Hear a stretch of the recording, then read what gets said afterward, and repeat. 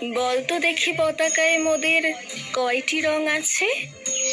শিক্ষক এসে শুধালেন হেসে দ্বিতীয় শ্রেণীর কাছে।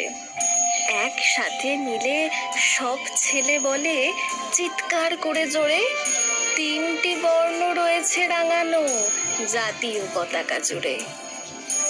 শ্রেণীর পিছনে বেঞ্চের কোণে শিশু ছিল এক বসে। পতাকার মাঝে 5 রং আছে, বলল সে মৃদু ভাষে।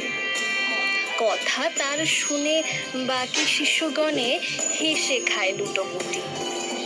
শিক্ষক রেগে বলেন হেঁকে, বোঝাও কি করে 5টি? মাথা নিচু করে ভয়ার্ত স্বরে সরল শিশুটি বলে, উপরে গেরুয়া, মাঝখানে সাদা, সবুজ আছে তার তলে, আর আছে আঁকা গোলাকার চাকা, নীল রং আছে এতে।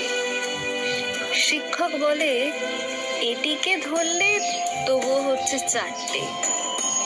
অবোধ শিশুটি বলল তখন, রং আছে আর এক। লাল লাল ছোপ দাগ দেখা যায় ওই পতাকার মাঝে। বাবাকে যখন আনলে ওরা, কফিনের ঢাকা খুলে জড়ানো রয়েছে দেহখানা তার পতাকার ফুলে।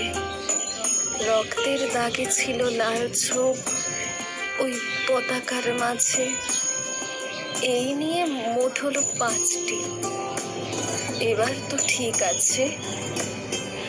সরল শিশুটির জবাবখানি কাঁপিয়ে দিল বুক।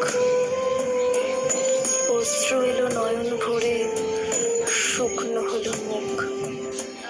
আজও যারা দেশের জন্য করেছে বলিদান, স্বাধীনতার শহীদ সম তাদের অমর প্রাণ। হয়েছি স্বাধীন, পেরিয়ে গেছে 76টি বছর। দেশ বাঁচাতে যাচ্ছে যে প্রাণ, রাখছে কি তার খবর?